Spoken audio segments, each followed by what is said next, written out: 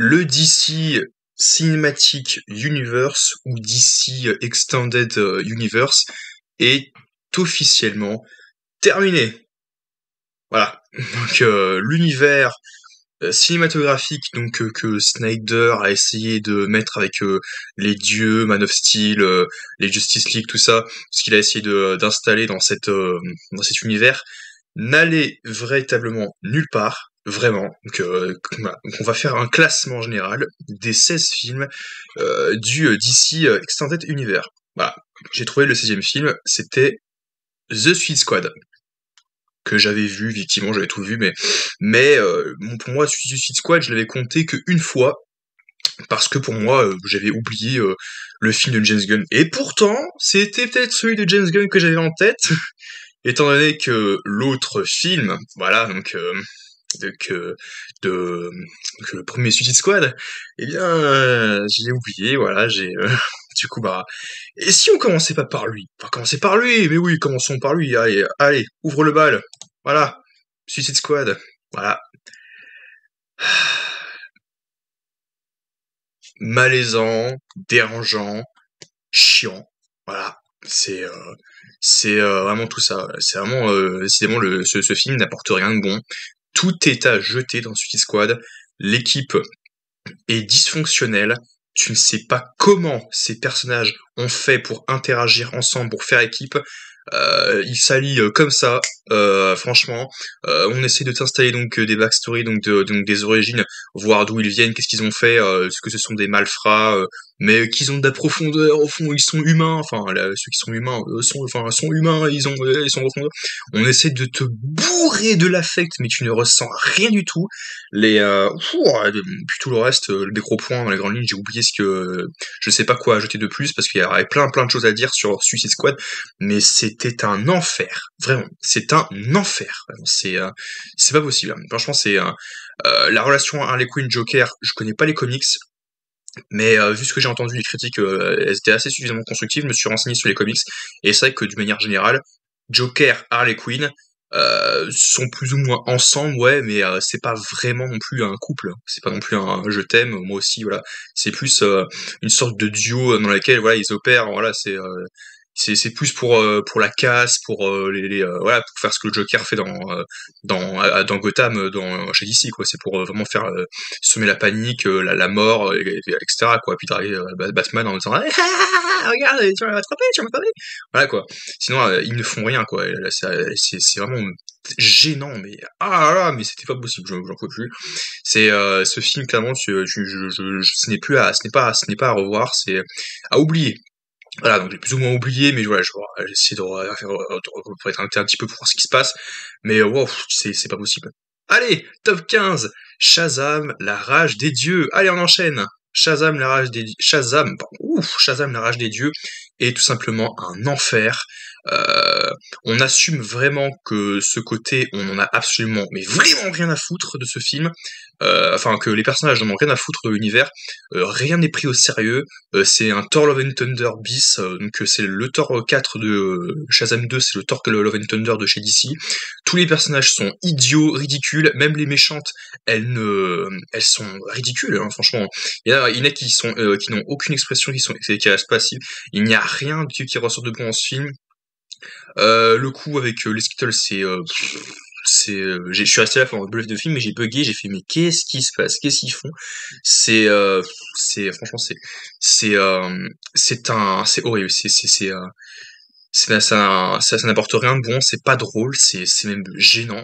Le personnage est idiot, mais vraiment, quand les personnages sont idiots, c'est poussif, à tel point que je suis sûr que même les acteurs, ils disent, au bout d'un moment, ouais, ça me dérange pas de jouer un épisode un peu cucu, mais, enfin, de jouer d'incarner un personnage un peu bébête, un peu bêta, mais à ce point, parce que, si personne ne s'est remis en question pendant le tournage, c'est que, ils assument vraiment que c'est vraiment une parodie, quoi. C'est ridicule, franchement, c'est à oublier, c'est acheté à la poubelle, ça n'apporte rien, ça ne développe même pas l'univers, et encore une fois, ça ne développe pas l'univers, au contraire, le film se veut être dans le DCU, mais à aucun moment on ne voit la Justice League. Là tu me diras, attention, mais si, la Wonder Woman, à un moment elle arrive, tout et tout, Où étaient les autres? Où sont Batman, Superman ou Superman?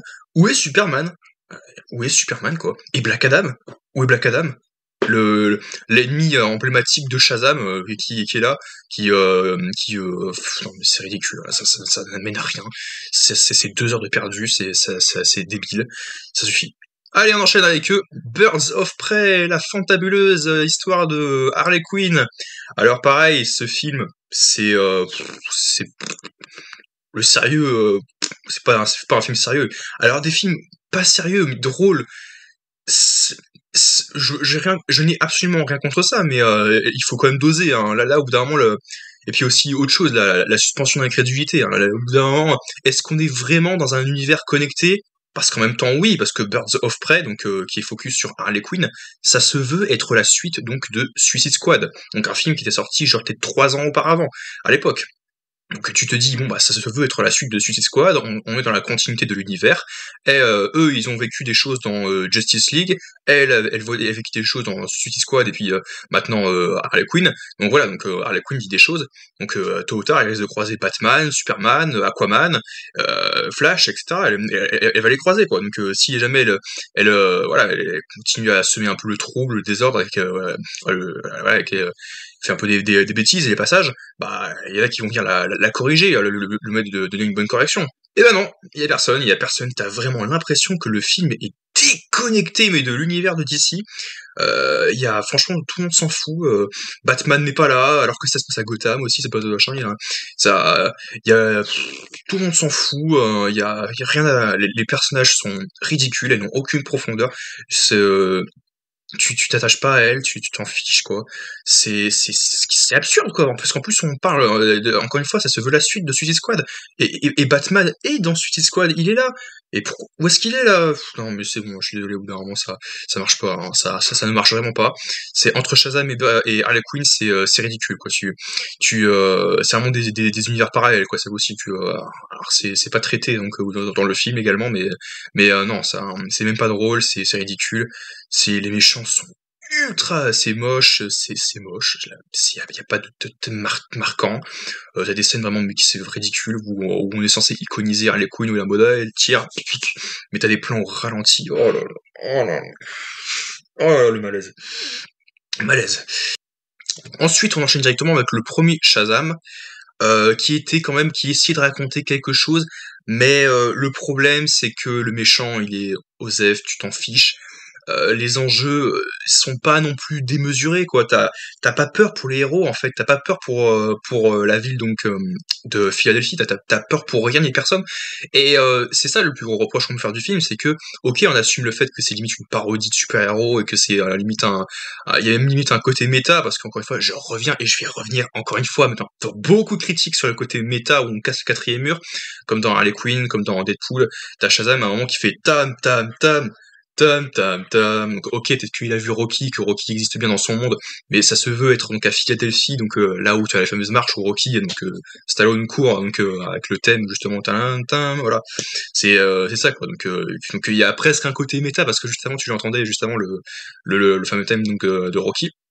Du coup, tu fais, est-ce que c'est méta ou est-ce que c'est lui-même qui s'est dit, tiens, bah, j'ai vu les films Rocky, donc je fais ça. Il y a les deux, c'est un peu des deux, parce que c'est un peu des deux.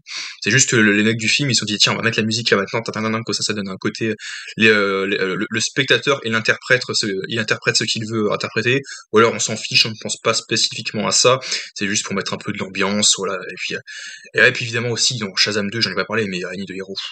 Oh là là là, c'est surabusé, c'est ridicule, franchement. Les séquences où il y a de la musique comme ça, où on assume le côté super-héros et puis la façon comment il vole aussi, franchement, c'est nul, quoi. C'est, c'est, en fait, le film, pour le premier Shazam, j'avais plutôt aimé, en fait, mais en fait, grossièrement, c'est un film, bah, moyen, en fait. Le film n'a pas la poétesse, est vraiment nul, en fait. Il est mauvais, mais il est pas non plus catastrophique, quoi. Il y a des points positifs, quoi. Il essaie de développer un peu les personnages. Et c'est ça qui était bien. Malgré tout, il y avait ça, et c'était ça qui était assez sympathique. Du coup, bah, on va passer directement, bah, alors quoi, donc, bah, Wonder Woman 1984. Wonder Woman 1984 était une catastrophe. À la fin du film, j'étais comme ça.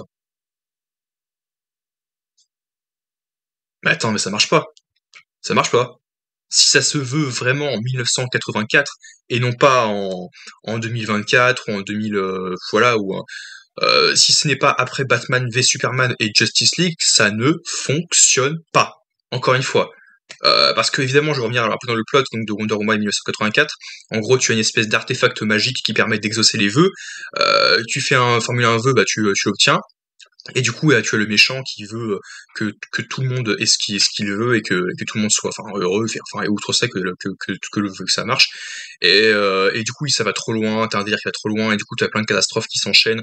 Il y a plein qui souhaitent qui meurent, etc. Et du coup, c'est un peu le bordel littéralement.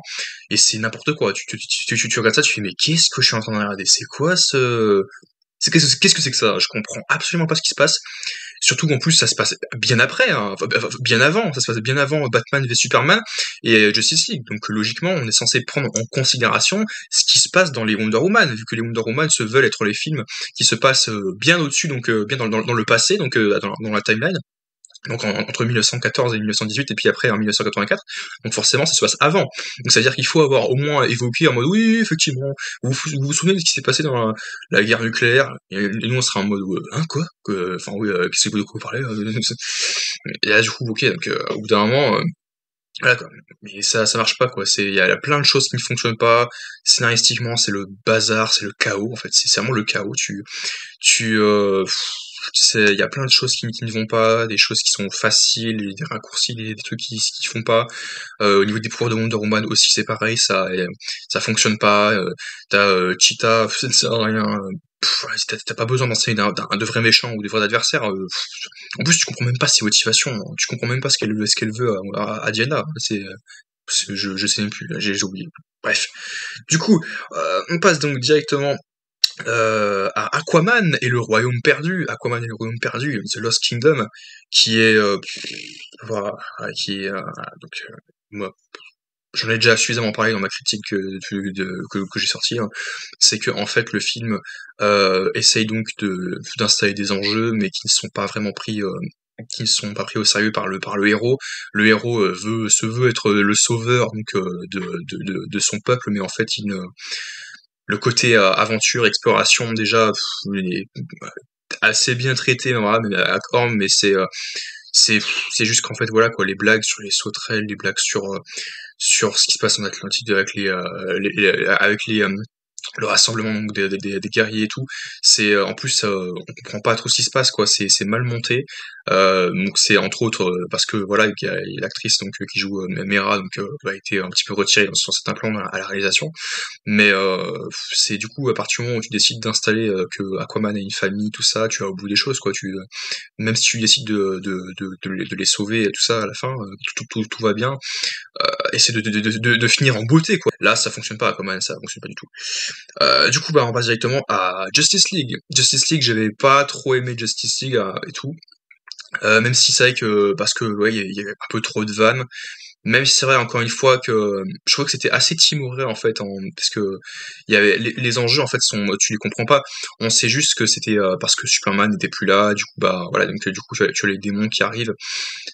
C'était voilà c'est ce qui avait été teasé dans Batman v Superman, on a revu ça dans Suicide Squad, mais c'était ultra confus parce que en fait scénaristiquement encore une fois c'était assez le bazar parce que il voulait trop aller trop vite, il voulait trop assurer tout ça et d'un point de vue bah, histoire en fait ça fonctionnait pas parce que t'avais des héros qui étaient un peu écartés donc de l'intrigue et au final comme c'est le grand rassemblement comme Bruce Wayne rassemble tous les héros pour pouvoir former la Justice League et affronter cette menace, tu as vu leur point de vue, tu sais d'où ils sont venus ou pas, qu'est-ce qu'ils ont fait, mais quelles sont les motivations et pourquoi ils vont se rassembler.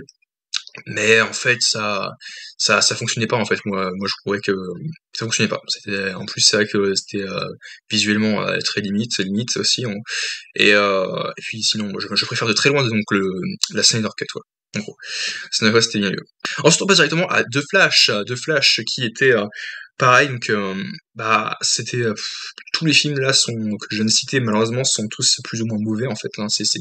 Il y a que vraiment le top 5-6 qui sont très très bons, mais tous les autres sont à jeter en fait. C'est pour moi grosso modo, j'ai pas. Le DCU ne m'a pas transporté en fait. Je suis à vous de me dire, je suis un pro Marvel, hein, en mode j'aime pas DC. Je voulais bien laisser sa chance à l'univers, mais le fait est que d'une part, bah, c'est niqué parce que c'est fini, mais aussi parce que dans sa globalité, l'univers n'est pas généreux envers moi, en fait, parce que, de mon point de vue, parce que quand tu peux te dire que les films coûtent des millions de dollars alors que les FX sont dégueulasses, quoi. Franchement, ça ne fonctionne pas. Ils ont voulu trop mettre des fixes et donc de personnages, et ça ne fonctionnait pas, quoi. Après, pour ce que ça veut raconter, c'est plutôt touchant. D'un point de vue scénario, ça se tient, même si, encore une fois, il part sur une autre direction que Marvel et même que dans l'univers voilà, général, parce qu'on te met des variantes multiverselles, mais dans une timeline en fait, tu modifies le passé, et juste parce que tu as modifié le passé, tu as des personnages étrangers qui viennent dans ton monde. Et qui prennent la place littéralement des autres. Donc, par exemple, t'as Michael Keaton qui prend la place de Ben Affleck, parce que pourquoi? En fait, tu comprends pas en fait. Au début, tu te dis c'est parce que bah il est dans un autre monde. En fait,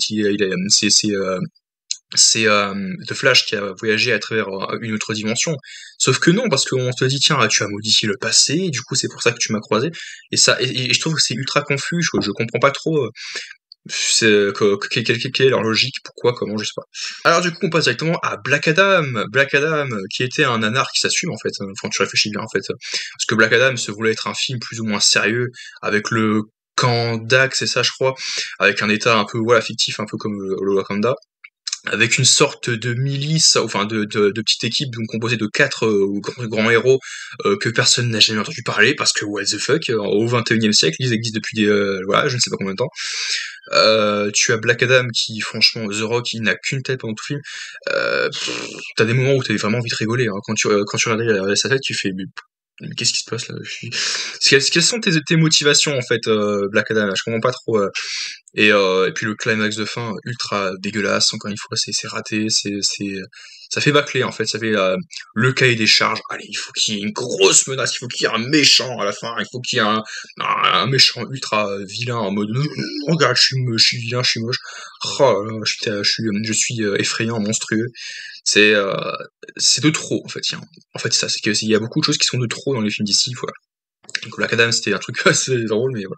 Ah, Blue Beetle. Blue Beetle, j'avais plutôt bien apprécié, en fait. Je m'attendais absolument à rien à ce film. Et le côté famille, le côté, bah oui. Voilà, donc j'avais plutôt bien apprécié le film, c'était dans sa globalité. Par contre, ouais, c'est vrai que la méchante, là, c'était... c'est pas possible, quoi. Ensuite, on passe directement à Batman v Superman. Batman v Superman, il y avait beaucoup de points négatifs qui n'allaient pas dans le film. Pareil, donc, comme par exemple que les deux décident de s'allier vraiment très très rapidement. Voilà, juste ils s'échangent et puis ils échangent et puis après ils, euh, ils décident donc de s'allier pour affronter Lex Luthor. Lex Luthor qui est ce personnage-là, vraiment tu le regardes, tu dis mais il est fou en fait, il est dérangé. Hein. Qu'est-ce qu'il lui prend il est toujours comme ça. Oui. Tu te dis mais qu'est-ce qu'il lui prend il est un grain. Parce que vraiment, pendant le film, il est comme ça. Et maintenant, je vais leur montrer que oui, j'ai une arme qui il y a un côté Joker qui est assez troublant en fait. Tu te dis mais ah bon, c'est ça? Tu fais d'accord? Parce que je comprends pas trop que c'est. Voilà. Et sinon, l'affrontement entre Batman et Superman, c'est vrai qu'il y en a des critiques comme quoi il était pas satisfaisant, c'est très court en fait. Bah, en même temps, c'est très court, tu m'étonnes. Batman, il a beau avoir une armure vraiment solide et ultra stock et tout, il affronte un dieu, hein. Il affronte un dieu qui, s'il a envie, il peut l'écraser, quoi. Il peut le tuer en un instant, quoi. Donc, vraiment, c'est vrai que Wonder Woman qui est dans le film aussi, hein. Voilà, donc, mais sinon après, c'était pas, ça aurait pu être bien mieux en fait, même s'il y a des thématiques qui sont très intéressantes et bien traitées dans le film. Ben sur vis-à-vis donc d'un côté sur Superman, quelle est sa place sur Terre? Est-ce qu'il mérite cette place sur Terre ou est-ce qu'il faut l'éliminer parce qu'il est trop dangereux? Est-ce qu'il risque de voilà donc de détruire le monde? Et si c'est le cas, est-ce qu'on doit le laisser faire ou prendre le risque que ça arrive? Et dans ce cas-là, oh mon Dieu, quand ça va arriver, on va se prendre dans les doigts de ne pas avoir essayé de faire quelque chose pour l'arrêter. Voilà, c'est des thèmes un peu plus complexes qu'on n'a pas l'habitude de voir dans les films donc, de super-héros ces derniers temps. Voilà. Et c'est regrettable, hein, effectivement, parce que c'était très très bien. Mais concernant l'affrontement Batman v Superman, c'est vrai que ça aurait pu être un petit peu mieux quand même. C'est vrai que c'était plutôt assez stylé, assez bien. Mais ça aurait dû être un petit peu mieux, un peu mieux amené, je pense. Et puis aussi la résolution quand on décide de faire de s'allier, c'était un peu léger ça aussi, hein, parce que c'était un peu trop rapide. C'est un retournement de situation un peu trop abrupt, c'est un peu trop brutal. Je fais oula, voilà, d'accord. Mais sinon, grosso modo, ça va. Du coup, bah, on se retrouve donc avec le top 5 déjà, et on commence le top 5 avec The Suicide Squad de James Gunn. Alors, j'aime bien The Suicide Squad de James Gunn, contrairement à Suicide Squad, le premier film, quitte à vomir. Mais celui-ci, j'aime bien parce que, voilà, donc l'équipe marche un peu plus, on a des personnages qu'on n'avait pas forcément vus donc, dans le premier film. Et grosso modo, ça renouvelle de l'intérêt, c'est très bien. Et franchement, j'avais beaucoup apprécié ce film dans sa globalité. Il y avait évidemment un peu tout d'humour, mais voilà, c'est pas non plus majeur dans le film. Et moi, j'avais bien aimé ce petit côté, l'action et tout, et c'était sympa. Du coup, on se trouve avec Wonder Woman. Wonder Woman, le premier Wonder Woman, j'avais très très bien apprécié. Il y a la relation entre Diana et Steve Trevor qui est très très bien amenée, développée. Les deux qui partagent leur point de vue sur la guerre, tout ça. C'était vraiment, j'avais beaucoup apprécié. Et surtout aussi, donc on est de temps en temps donc certaines des personnages féminins, ça fait plaisir parce que c'est vrai que voilà donc on a surtout des héros masculins donc des hommes qui sont présents donc dans l'univers des super-héros. Là Wonder Woman c'est vraiment donc l'une des super-héroïnes les plus connues hein, enfin donc qui donc une femme forte et tout donc c'était plutôt intéressant voir l'île des Amazones aussi, c'était plutôt bien son histoire. Qu'est-ce que j'avais bien apprécié au plus? Bah, en soi, il y a des scènes assez drôles qui fonctionnent là, quand il décide donc du coup bah, de s'affirmer, donc de, de se mêler un peu au conflit et de découvrir quelle est sa place là sur mais quelle est sa place du coup dans ce conflit? Est-ce qu'elle a un rôle à jouer? Et sinon, et si oui, quel est lequel c'est? Et puis globalement aussi à cette époque-là, c'était surtout sur les dieux aussi, donc des thèmes un petit peu complexes là-dessus. Là où Diana elle-même se dit tiens mais ce sont les dieux qui ont décidé qui ont pervertit l'esprit des hommes et que du coup bah les hommes bah, décident de se battre. Mais si on arrête les dieux, eh bien on mettra fin à ce cauchemar et puis on pourra tous vivre en paix. Et donc c'est pour ça qu'il faut que je trouve le dieu qu'il faut arrêter. Donc c'est vrai que ça allait c'était pas dérangeant ça en vrai, c'était plutôt sympa qu'elle s'imagine un petit peu qu'elle peut tout sauver, tout arranger juste en une seconde. Mais c'est vrai que bah, en fait, c'était assez complexe, mais c'est vrai que c'est pas assez abordé quand même également aussi ces thèmes sur les dieux en même temps. En même temps, un film Wonder Woman, tu auras juste envie de découvrir une origin story, voir d'où elle vient, donc en gros l'île des Amazones, et qu'est-ce qu'elle va accomplir par la suite, ce qui va la mener là on l'avait eu dans Batman v Superman et puis dans la Justice League là c'est tout. Et en soi c'était plutôt satisfaisant, je m'y suis retrouvé voilà. Mais voilà. Même si c'est vrai que du coup la suite avec Wonder Woman 1984, je l'ai pas dit, mais c'était de trop, et surtout ça n'apporte rien en fait, au contraire, même ça apporte des choses qui sont beaucoup négatives parce que en fait, comme ça se passe dans le passé, tu dois forcément prendre en considération ce qui s'est passé dans ce passé. Et sinon, si tu décides que ça ne s'est pas passé, eh bien, bah ça marche pas quoi. Ça a forcément des conséquences, des répercussions pour le futur quoi. Et du coup pour l'univers de DC. Et ça m'a un peu perdu ça. Mais concernant le tout premier film, il y avait rien à dire quoi. C'était dans la continuité, c'était juste sur le genre c'est une petite origin story, voilà, sympathique. On passe directement avec Man of Steel. Man of Steel, j'ai très très bien apprécié. Man of Steel, j'avais très très bien apprécié donc ce film. Bah, donc pareil, donc c'était lui-même Kal-El, donc Superman qui se posait des questions quand il a découvert ses origines, que ses parents son père lui a révélé de qui est-ce qui était, qui venait d'ailleurs. Est-ce que voilà, c'est ce qui est légalement pas assez traité dans l'univers donc des super-héros, du moins dans les films, c'est que bah, qu'il y aurait- bah c'est que est-ce qu'il représente une menace pour les autres, ou au contraire, est-ce qu'il peut représenter, c'est justement, c'est ce qui est traité dans le film, un espoir. Est-ce qu'il peut les aider, comment il peut les aider puis les sauver. Voilà, c'était assez complexe cette thématique, c'est que en fait le père lui-même donc avait très très peur bref, on passe directement. Donc moi du coup je vais terminer là-dessus, enfin sur Man of Steel en disant que j'apprécie beaucoup ce film. Voilà, parce que en fait, il y a un grand questionnement en fait, voilà, on essaie de faire réfléchir, les personnages. Le spectateur en lui-même, il est juste là pour, à voir, une histoire en fait, un développement et apprécier ce qu'il est en train de voir à l'écran visuellement, parce que visuellement ça se tient, c'est très, très bien. Voilà donc puis ça marche très bien. Tu as donc le méchant Zod qui est plutôt bien traité dans ce film-là, mais qui était complètement raté donc dans The Flash. Dans The Flash, franchement, c'était, il était, voilà, il monte, il apparaît comme ça. On sait pas trop ce qu'il veut faire, enfin pourquoi, enfin si, parce que juste Supergirl prend la place de Kal dans The Flash. Mais là, dans Man of Steel, voilà, on sent que lui au début, il voulait être en fait ce fameux espoir qui était censé être Kal-El, donc Superman, et pouvoir sauver leur planète. Voilà, malheureusement, ça n'a jamais pu se faire. Mais voilà, donc après, malgré tout, voilà, ça reste quand même un bon méchant dans l'ensemble. Et oui, donc tu as quoi d'autre aussi? Donc t'as ouais, Man of Steel, c'est très bien en fait. Ça, c'est très très bien. J'ai plutôt bien apprécié. Ensuite, on a Aquaman, donc avec Jason Momoa, qui était vraiment très cool, vraiment très fun. Comme j'ai dit dans ma critique, c'est assumé, il y a un délire.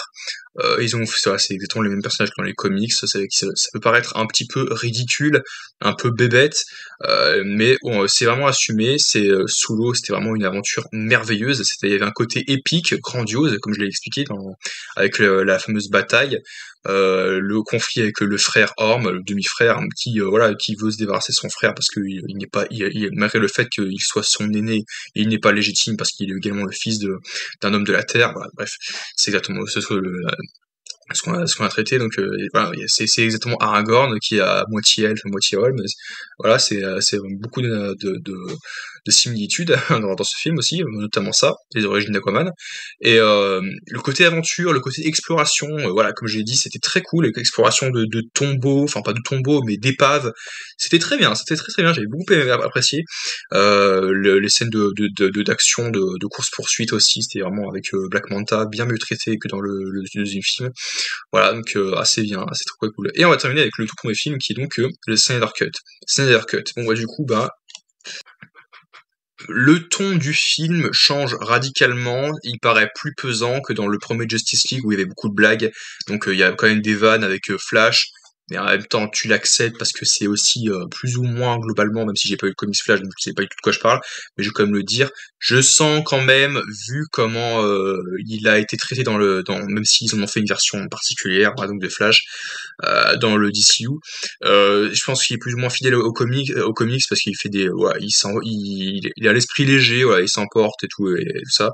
Mais je trouvais que globalement c'était quand même mieux monté. Donc le montage, le cadre, la photographie, c'était bien plus. En fait, tout est bon en fait dans ce film.